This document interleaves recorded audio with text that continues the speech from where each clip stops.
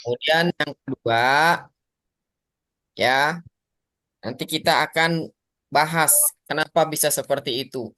Bahkan tadi ada judulnya menghafal ayat Al-Quran 1 ayat 1 menit. Nanti gimana caranya? Nanti kita akan bahas. Untuk itu kita perlu memahami dulu ayat yang Allah sampaikan di dalam Al-Quran. Bahkan ini ayat diulang 4 kali di dalam surat Al-Qamar.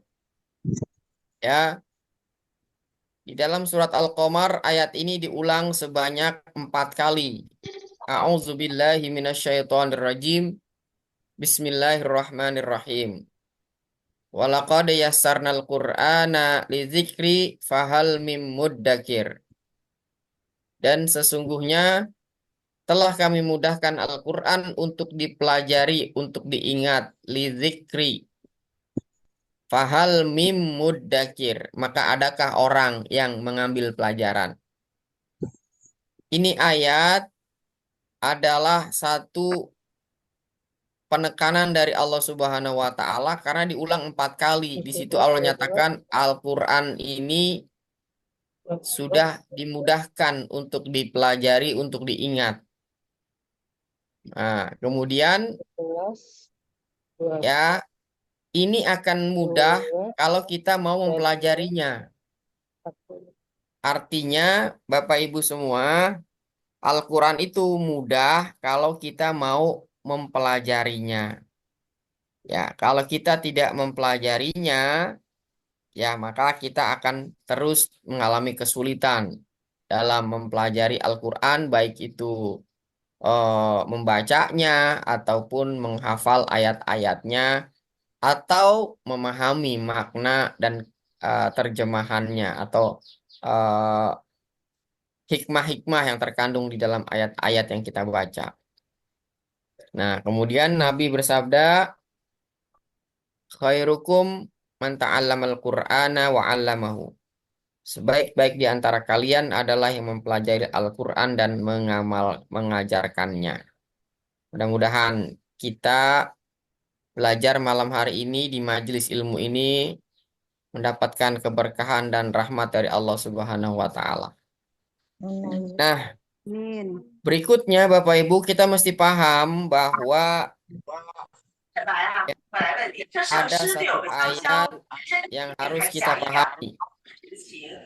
Ya, di dalam surat Az-Zariyat ayat 49 Allah berfirman, "Wa min kulli syai'in khalaqna zaujaini la'allakum tadzakkarun." Dan segala sesuatu yang kami ciptakan berpasang-pasangan agar kamu mengingat kebesaran Allah. Nah, jadi di ayat ini Allah menciptakan segala sesuatu. Ingat nih Bapak Ibu, segala sesuatu berpasang-pasangan. Nah, ada siang, ada malam, ada jauh, ada dekat, ada panas, ada dingin, ada laki, ada perempuan, ada kiri, ada kanan. Itu semua Allah ciptakan agar kita mengingat kebesaran Allah, supaya hidup ini juga lebih seimbang. Mohon izin itu ada suara yang bocor ya, supaya tidak bentrok suaranya. Tolong Bapak Ibu kerjasamanya untuk di mute dulu ya. Tolong admin dibantu admin. Suara yang bocor langsung di mute saja supaya tidak bentrok dengan suara penjelasan ya materinya. Jadi tolong di mute ya. Tolong kerjasamanya Bapak Ibu ya. Nah, jadi kita mesti paham dulu ini bahwa Allah menciptakan segala sesuatu itu berpasang-pasangan. Ya, seperti halnya kaki kanan dan kaki kiri kita. Allah ciptakan berpasang-pasangan, tangan kanan dan tangan kiri. Jadi kalau kita mau masuk masjid, kaki kanan dulu, keluar masjid kaki kiri, masuk toilet kaki kiri, keluar toilet kaki kanan. Sudah diatur penggunaan kaki kita. Begitupun dengan tangan kanan kita, gunanya untuk makan, bersedekah, dan lain-lain. Sementara tangan kiri untuk apa Bapak Ibu tangan kiri? Halo, tangan kiri untuk apa?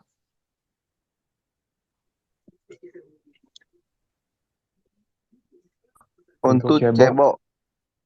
Iya, untuk bersih-bersih ya Pak ya. Kayaknya kalau cebong nggak enak banget kayaknya bahasanya. Ya, untuk bersih-bersih ya, cleaning service. Nah, jadi kalau makan tangan kanan, bersih-bersih tangan kiri. Jadi jangan sampai makan tangan kanan, bersih-bersih tangan kanan. Atau sebaliknya, bersih-bersih tangan kiri, makan tangan kiri. Kalau sudah atur semuanya. Nah, jadi kalau suatu saat kita masuk kamar mandi, kaki kanan, kita sadar kalau itu salah, kita bisa merubah. Seketika itu juga. Astagfirullahaladzim. Ya, kita salah melangkah. Masuk kamar mandi harus kaki kiri, kita pakai kaki kanan. Tolong admin, ada yang bocor. Tolong kerjasamanya ya Bapak Ibu ya, biar tidak mengganggu suara penjelasan materinya. Nah, jadi ketika kita masuk kamar mandi kaki kanan, kita tahu itu salah, kita spontan langsung bisa merubahnya ke kaki kiri. Ya, kenapa? Karena kaki itu kelihatan, tangan itu kelihatan. Sementara Bapak Ibu, Allah juga menciptakan otak itu berpasang-pasangan. Ada otak kiri dan otak kanan, di mana tugas dan fungsinya juga berbeda. Nah, cuman ini otak nggak kelihatan gimana, kapan itu otak kiri bekerja, seperti apa cara kerjanya, kapan itu otak kanan bekerja, seperti apa kerjanya. Kalau kita nggak paham, Bapak Ibu, maka kita akan kesulitan untuk mendeteksi karena nggak kelihatan. Nah, ya kan? Makanya kita perlu paham ini. Artinya, sesuai dengan ayat ini, Allah menciptakan segala sesuatu Ya, ini nggak berpasang-pasangan, satu termasuk aja otak bang. kita. Ya, otak kita itu berpasang-pasangan, maka kita harus tahu caranya. Supaya apa? Kenapa kita bahas otak dulu? Karena ini bicara soal menghafal, bicara soal mengingat. Menghafal, mengingat, memasukkan Ini informasi ke dalam otak kita, itu berkenaan dengan otak. itu dia bisa bang enak. Makanya kita mesti tahu caranya. Admin, tolong, ada yang bocor. Ya, suaranya ada yang bocor. Tolong langsung di mute. Kalau Ya, lagu ada kok bermanfaat. banyak pikiran kalau ada. Ini darah yang serius tuh tadi katanya banyak weh. Ya, Tapi yang admin, tolong. belajar terus kete itu ya solusinya. Iya. Yuk, kita lanjut lagi. Oke. Jadi Bapak Ibu, otak itu tadi ada berapa? Ya. Oke, kita mulai lagi. Bismillahirrahmanirrahim.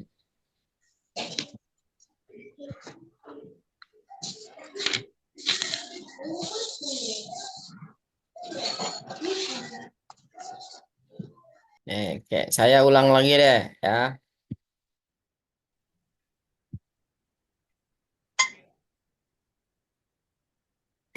Ya, Bapak Ibu, kita ulang lagi. Tadi sudah saya buka sebentar, namun tadi ada kendala putus Zoom-nya. Baik, kita mulai lagi.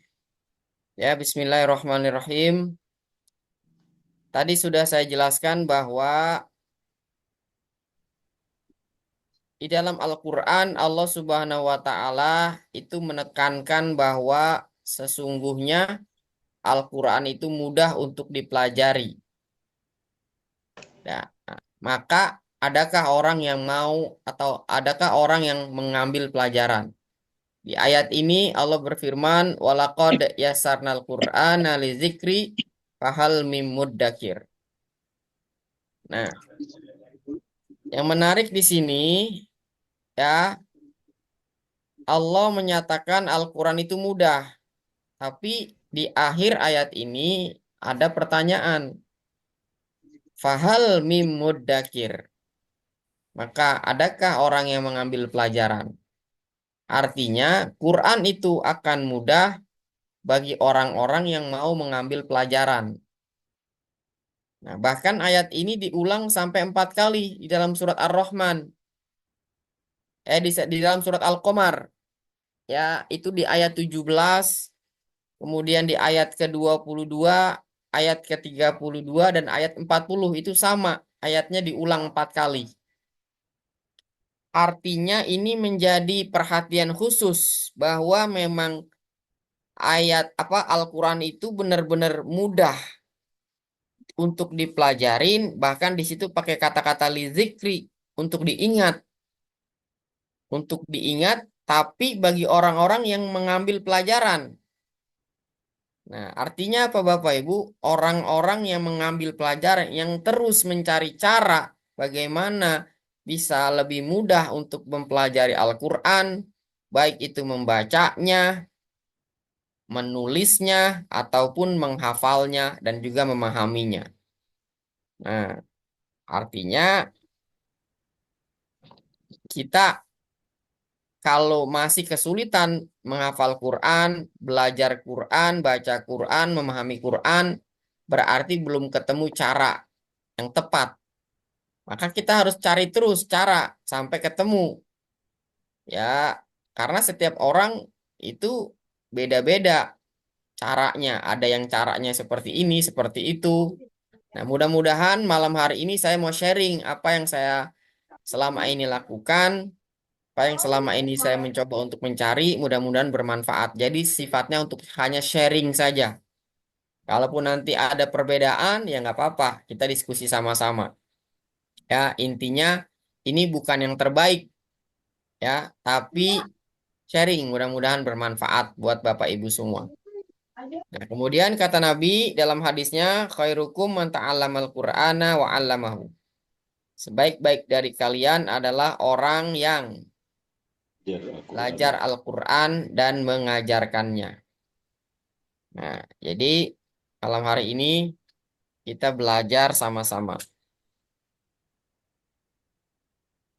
Oke, kemudian di ayat berikutnya Allah Subhanahu wa taala berfirman, A'udzubillahi minasyaitonirrajim. Wa min kulli syai'in khalaqna zaujaini la'allakum tadzakkarun. Dan segala sesuatu kami ciptakan berpasang-pasangan agar kamu mengingat kebesaran Allah. Jadi di ayat ini yang perlu kita perhatikan adalah Allah menciptakan segala sesuatu itu berpasang-pasangan. Ada laki, ada perempuan. Ada jauh, ada dekat. Ada besar, ada kecil. Ada siang, ada malam. Malam untuk istirahat, siang untuk mencari karunia Allah. Jadi Allah ciptakan berpasang-pasangan supaya terjadi keseimbangan. Supaya kita mengingat kebesaran Allah. Nah, ada kaki kiri, ada kaki kanan. Ada tangan kiri, ada tangan kanan. Nah, jadi kaki kanan digunakan untuk masuk masjid. Kaki kiri digunakan untuk mulai masuk ke toilet, kamar mandi. Nah, kemudian tangan kanan untuk makan, tangan kiri untuk bersih-bersih.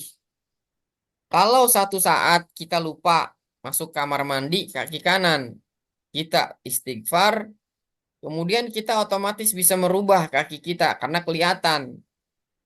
Kita masuk kamar mandi harus kaki kiri, ini kita kaki kanan. Nah, ketika kita sadar kalau kita salah, langsung kita spontan bisa merubah kaki kita dari kanan menjadi kiri. Begitupun dengan tangan kanan kita. Kita kelupaan, kita makan pakai tangan kiri, kita istighfar, langsung kita rubah dengan tangan kanan kita. Kenapa? Karena kelihatan. Nah, ternyata Bapak Ibu semua, otak juga Allah ciptakan berpasang-pasangan. Ada otak kiri dan otak kanan. Nah, sesuai dengan tema kita malam hari ini, menghafal Al-Quran tanpa menghafal, itu mungkin menjadi pertanyaan yang terlintas di pikiran Bapak Ibu. Kok bisa menghafal tanpa menghafal? Nah, jadi nanti Bapak Ibu, kita harus paham dulu bagaimana otak itu bekerja.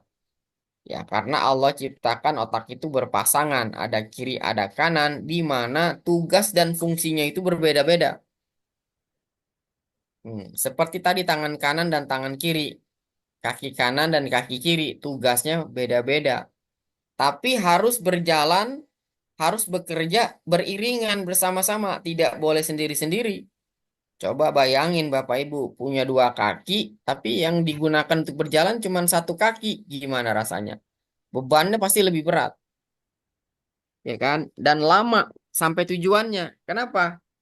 Hanya menggunakan satu kaki. Begitupun sebaliknya, tangan kita ada dua, ya untuk mengangkat beban. Kalau yang kita gunakan cuma satu tangan saja, baik itu kanan atau kiri saja, maka bebannya akan terasa lebih berat. Nah, kaitannya dengan menghafal atau mengingat, ya itu berarti kerjaannya si otak. Sementara otak itu ada dua, kiri dan kanan. Kalau cuma dibebankan oleh satu otak saja, ya, entah itu kiri saja atau kanan saja, tentu bebannya akan lebih berat. Nah, dalam ilmu neuroscience itu yang kita sebut namanya istilahnya split brain. Jadi otak yang terpisah. Nah, makanya kebanyakan orang itu kalau bicara soal menghafal itu banyak mengalami kesulitan dan cepat sekali lupa. Nah, makanya malam hari ini kita belajar soal itu. Nah, jadi otak itu seperti yang tadi sudah disampaikan ada dua, kiri dan kanan, masing-masing tugasnya beda-beda. Otak kiri ya itu urusannya sadar, memori sadar. Nah, ini yang disebut menghafal ini adanya di otak kiri, memori sadar. Jadi membaca dengan diulang-ulang, sadar kalau itu lagi dibaca, kalau itu lagi diulang, lagi dihafal. Proses memasukkan informasi ke dalam otak kita dengan membaca, mengulang-ulang ini namanya memori sadar. Jadi kita merasa menghafal. Nah, ketika merasa menghafal, kebanyakan lupa. Nah, ketika kita lupa, tidak sedikit orang yang kecewa. Aduh, udah ngapal capek-capek, lupa lagi. Udah begadang-begadang, udah diulang-ulang, lupa lagi. Ya, misalnya saja Anda lagi menghafalkan surat Al-Baqarah ayat 25. Ya kan? A'udzubillahi minasyaitonirrajim. Bismillahirrahmanirrahim. Wabasyiril ladzina amanu wa amilus solihati anna lahum. Wabasyiril ladzina amanu wa amilus solihati anna lahum. Sampai di situ Anda lupa. Apaan ya kira-kira lanjutannya? Padahal tadi udah hafal. Udah diulang-ulang, tiba-tiba lupa. Anda buka lagi mushafnya. Anda tambah lagi ayat berikutnya. Anda tambah ayat berikutnya, yang ini lupa. Tambah ayat berikutnya, yang ini lupa. Nah, sehingga banyak orang merasa, ya Allah, kenapa ya kok menghafal itu susah? Akhirnya mencarilah kambing hitam. Usia lah dikait-kaitkan. Memang ada pengaruhnya usia. Ya, kemudian ada lagi yang bilang, aduh, otaknya udah penuh, macam-macam. Nah, jadi orang kebanyakan mencari kambing hitam ketika apa? Ketika hafalannya lupa, hafalannya hilang, ingatannya hilang. Nah, makanya Bapak Ibu kita mesti paham nih bagaimana otak bekerja. Itu yang pertama. Jadi memori sadar ya kita sebutnya itu menghafal, membaca, diulang-ulang. Ya, diulang-ulang itu bagus. Bagus sekali Bapak Ibu karena memang harus diulang-ulang seperti kita sholat. Kita ulang-ulang sholat kita supaya menjadi karakter. Karakter building, pembentukan karakter. Ya, karena sholat itu adalah inna sholata tanha anil fahsya'i wal munkar. Nah, sehingga sholat itu diulang-ulang. Tapi kalau pengulangannya nggak bener, ya Bapak Ibu mohon maaf, ya hasilnya pasti kurang kurang kurang maksimal gitu. Kemudian otak kiri selain dia memori sadar, dia juga ngurusin matematika. Berarti kalau matematika nih bicaranya hitung-hitungan. Nah, orang hitung-hitungan nih ya, apa-apa dihitung, apa-apa dihitung. Nah, jadi di sini ada untung, ada rugi. Nah, kalau kemudian penalaran, jadi berpikir, berpikir itu berarti otak kiri. Bahasa, menulis, membaca, logika, urutan, sistematis, analitis, kaku, dan sifat ingatannya jangka pendek. Nah, itu lihat gambarannya otak kiri. Ada di dalam sebuah ruangan yang sangat kecil. Bayangin, kalau kita berada di ruangan yang sangat kecil ini dalam waktu berjam-jam, tentu kita akan bosan, akan jenuh. Jadi otak kiri itu ada masa jenuhnya. Ketika jenuh, dia timbul rasa malas. Ketika timbul rasa malas, dijamin belajarnya nggak akan maksimal. Nah, makanya apa Bapak Ibu? Kita perlu melibatkan otak kanan kita. Otak kanan kita itu tidak mengurusi otak kiri kerjaannya.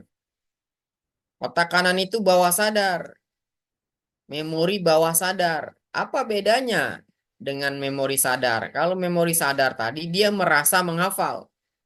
Ketika sudah merasa menghafal, kemudian lupa, dia kecewa, dia marah karena merasa udah banyak ngabisin waktu. Ya kan? Kemudian memori bawah sadar itu tidak merasa menghafal tapi ingat. Contoh, kayak orang nonton film.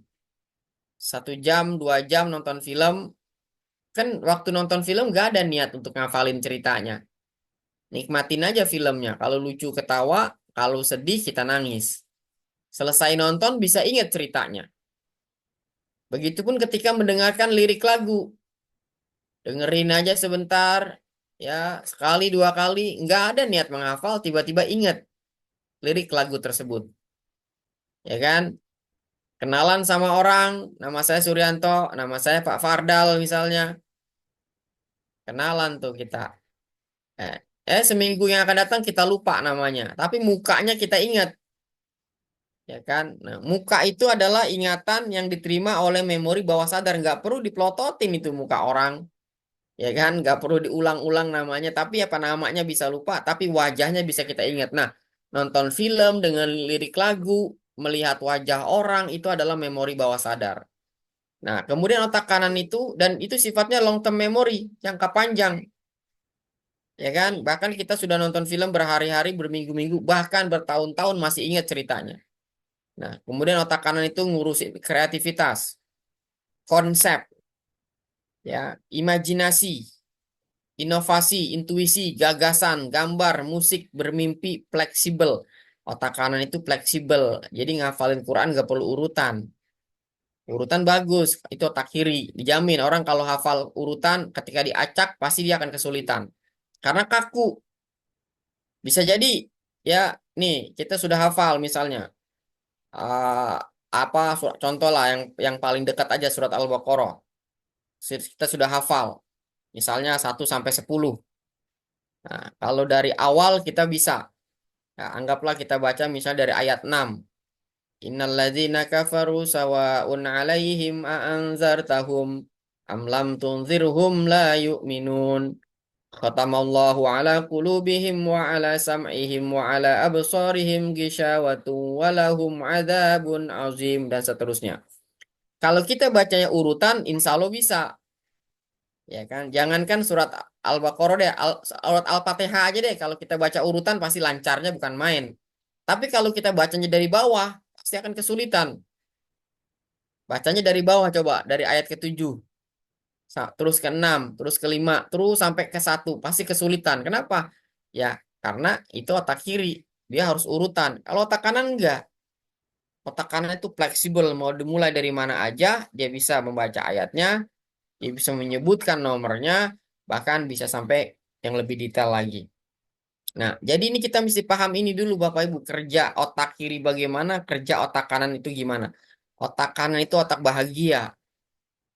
Tuh, lihat gambarannya tuh. Happy-happy, senang-senang. Nah, kalau kita menghafal kondisinya jenuh, dijamin gak akan maksimal. Kalau dipaksa, pasti akan mengalami yang namanya eh, apa tuh kejenuhan yang luar biasa, ya kan? Karena dia ada tingkat kebosanan. Tapi kalau otak kanan tuh senang-senang. Nah, sekarang bagaimana ketika kita senang-senang tadi, seperti nonton film tadi, tiba-tiba informasinya ingat gitu. Makanya gimana? Kita simpulkan. Nah, kita pakai aja beberapa. Nah, jadi bahasa otak kanan itu sederhananya itu kita gambarkan dengan visual gambar. Nih, otak kanan itu bahasanya visual memory. Makanya nonton film kan bentuknya gambar, visual, bukan tulisan. Bahkan kadang-kadang kalau kita nonton film bahasa Inggris, nggak ngerti artinya, kalau ada gambarnya kita jadi paham itu orang Apa maksudnya adegan itu? Kenapa? Karena ini disebut visual memori otak kanan. Yang namanya visual pasti menggunakan gambar dan imajinasi. Nah, kalau otak kiri itu verbal memori.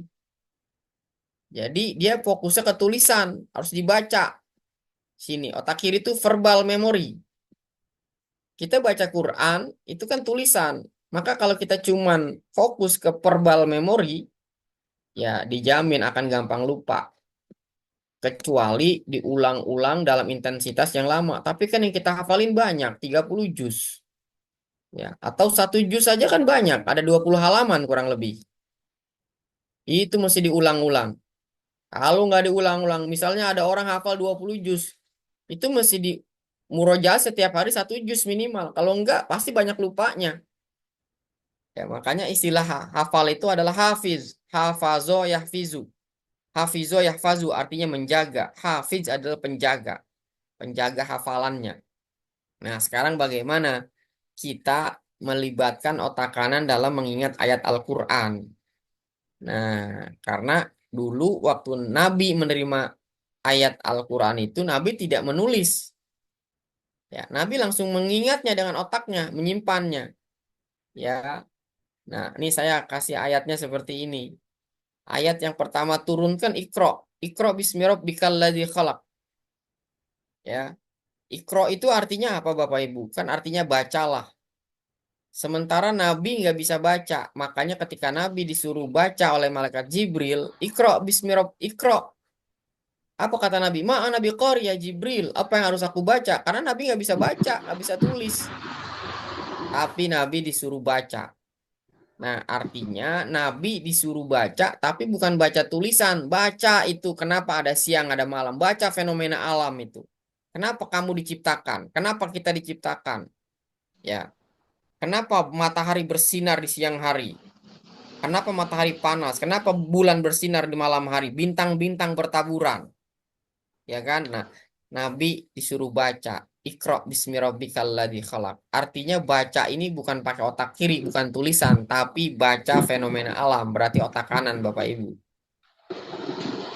Ya kan? Nah, yang kedua, yang berikutnya adalah ada juga perintah membaca wa auzid alaihi waratilil Qur'ana tartila. Ini rotilil Quran artinya baca Quran juga, tapi di sini otak kiri. Bacalah Quran itu dengan perlahan-lahan. Ini rotala yurotilu, tartil tilawah di sini adalah, ya kan? Nah, ini udah pakai otak kiri nih. Kan Al-Quran itu dibukukan pada zaman Utsman bin Affan. Nah, jadi pada saat zaman Nabi ya sebelum sebelum zamannya Khalifah Utsman bin Affan itu Quran belum dibukukan. Baru dibukukan pada zaman Utsman bin Affan, barulah di sini kita baca tulisannya. Nah, makanya prosesnya sudah berbeda. Banyak orang tuh sekarang kalau ngafal Quran mesti baca dulu. Tapi tidak sedikit orang yang mohon maaf Bapak Ibu nggak bisa lihat. Tapi hafal Quran.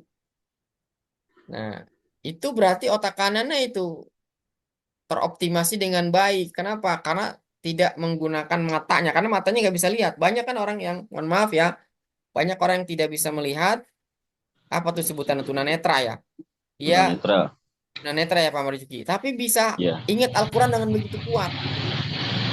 Nah, itu Bapak Ibu. Nah, sekarang bagaimana yang kita ini sempurna, bisa lihat, bisa denger, otaknya juga jalan gitu ya. Kalau sulit menghafal Quran berarti ada sesuatu yang kurang tepat. Ada sesuatu yang mesti kita perbaikin. Ya, mungkin kita banyak ya. Kan kalau kata Imam Syafi'i kan dia lapor kepada gurunya ya, sakautu ila waqi' su'a hifzi. Jadi beliau lapor kepada gurunya tentang kesulitan menghafal. Kemudian disarankan untuk tinggalkan maksiat. Bisa jadi kita banyak maksiat, jadi sulit kita menghafal Quran. Atau kita juga ya kurang tahu bagaimana otak itu bekerja. Makanya tadi saya jelaskan di awal tuh. Jadi kalau kita mau mantap hafalannya, pertama kita jauhkan maksiat.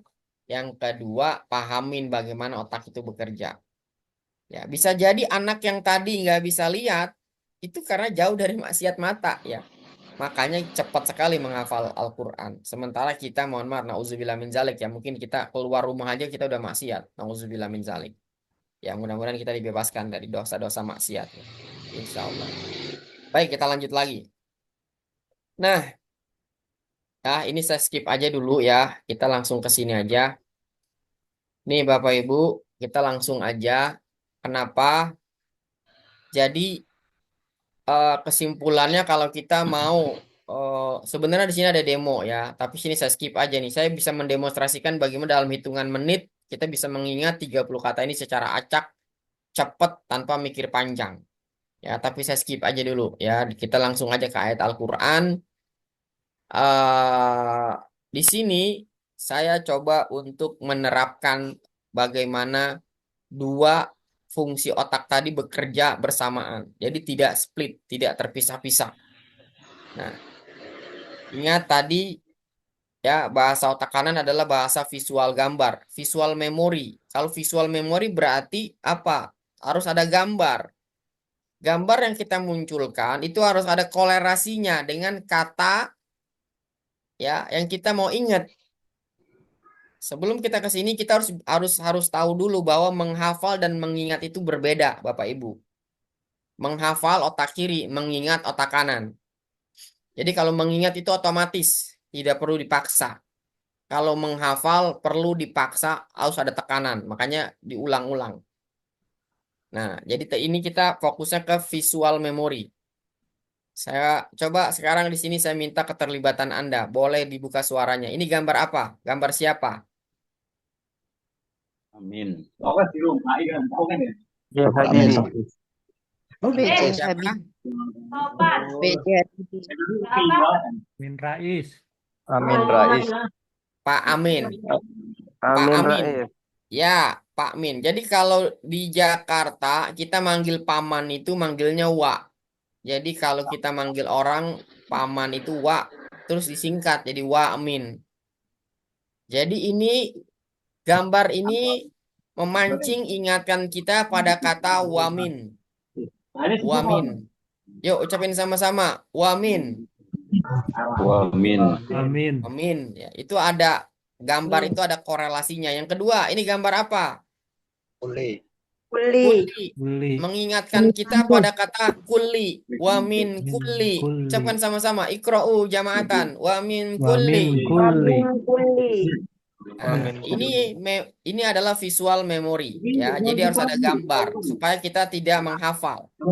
Yuk, kita percepat lagi. Jadi kalau 1 menit itu kalau Anda sudah terlatih, Anda bisa cepat sekali 1 menit 1 ayat. Ayat pendek ya Bapak Ibu ya. Kalau ayat panjang butuh waktu. Kalau ayat pendek Anda sudah terlatih itu bisa 1 menit. Nah, artinya kalau ini 1 baris. Jadi 1 baris itu dalam Al-Quran kan ada 15 baris tuh. Jadi bayangin kalau 1 baris 1 menit, kalau Anda sudah terlatih 1 lembar itu bisa 15 menit. Subhanallah, itu kalau Anda latih ya. Lanjut lagi. Nih, orang lagi ngapain? Coba tebak. Lagi syai. Syai sama syai'in itu mirip. Ucapin sama-sama. Syai'in. Wa min kulli syai'in. Naam. Nah, lanjut lagi. Ini gambar apa? Kolak. Kolak. Jadi orang Sunda bilang khalaqana, khalaqana. Kolak. Wa min kulli syai'in khalaqana. Ini gambar apa? Jahe. Jahe. Zaujaini. Zaujaini. Ini buah apa? Anda tahu buah ini apa? Buah apa nih? Zuriat. Ini buah lakum. Anda tahu nggak buah lakum? Lakum, la'allakum. Ini harta karun, tazakkarun. Jadi setiap kata kita visualkan. Ya, tidak harus dicari gambarnya. Seperti ini kan kita lagi contoh aja nih. Tapi nanti prakteknya tidak perlu dicari gambarnya. Cukup hadirkan dalam otak kita. Kasih ayatnya. Yuk, ucapin sama-sama. Wamin. Amin. kulli Wa min kulli syai'in syai'in khalaqna zawjayn jaini la'allakum la'allakum tadzakkarun. tadhakkarun. Nah, ketika Anda baca ini, Anda lihat gambarnya, ya, maka akan lebih mudah. Alhamdulillah. Maka akan lebih mudah kita ingat. Ini bukan menghafal, tapi mengingat. Karena apa? Pakai memori bawah sadar. Sekarang kita tutup. Kita tutup.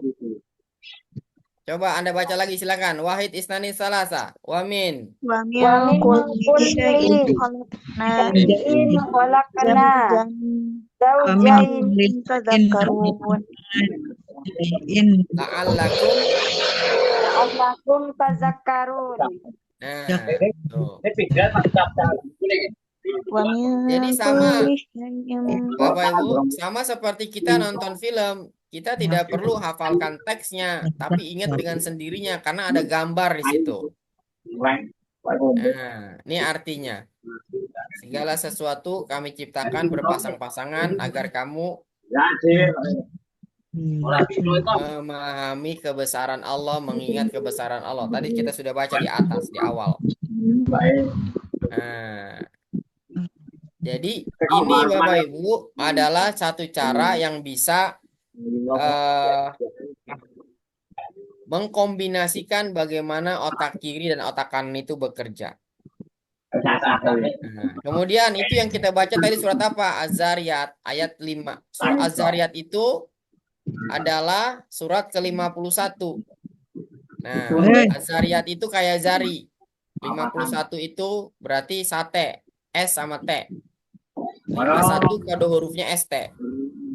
Pagar itu berarti 49. Berarti ayat 49 itu adalah pagar, P sama G. Nah, jadi kita memvisualkan ayatnya juga. Angka-angka itu kita bikin simbol-simbol. Ya, karena dulu sebelum kita mengenal tulisan, dulu kita itu pakai simbol-simbol. Pramuka itu membuat informasi pakai sandi. Apa tuh namanya? Ada sandi Morse, sandi macam-macam, ada apa semapur. Jadi zaman dulu orang-orang tuh udah hebat-hebat pakai sandi. Pakai kode-kode. Itu sebenarnya otak kanan, tapi mulai ke depan ini itu banyak orang apa mengikis pelan-pelan metode belajar otak kanan. Padahal zaman dulu tuh keren-keren. Ya, makanya sekarang kita mencoba untuk mengoptimalkan lagi. Nah, jadi seperti itu Bapak Ibu ya. Bagaimana mengoptimalkan otak kanan untuk mengingat ayat-ayat Al-Quran. Itu kalau dilatih, Bapak Ibu, itu bisa lebih cepat. Tapi mesti dilatih ya. Mesti dilatih, mesti sering-sering. Ya, maka nanti akan jauh lebih mudah. Jadi ibaratnya itu sebelum kita tanding kita berlatih dulu. Jadi yang butuh waktu itu latihannya. Ya, nanti kalau sudah bisa itu bisa berpengaruh pada daya ingat kita. Berapapun usia kita, selama belum ada kerusakan pada hardware otaknya, itu insya Allah masih bisa menggunakan cara ini. Ya kan?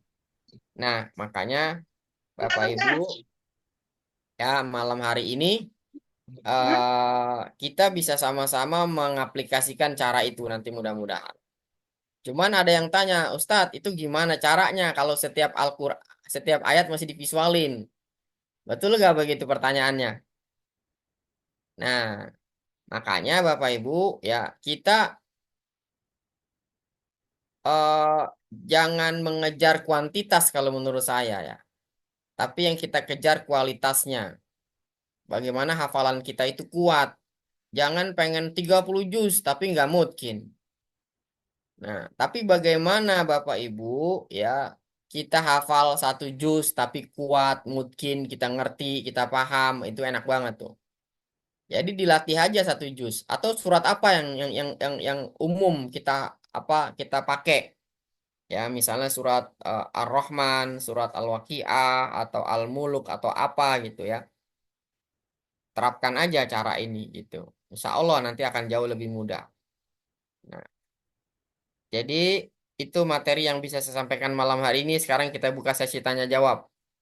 Mungkin dari penjelasan saya ada yang belum jelas, Bapak Ibu silakan kita diskusikan sama-sama ya. Ini hanya sharing, mudah-mudahan bermanfaat ya, bisa Anda aplikasikan ya kan, mudah-mudahan bisa bermanfaat. Yuk, kalau ada pertanyaan boleh kita buka sesi pertanyaan. Silakan Bapak Ibu. Ada yang mau bertanya?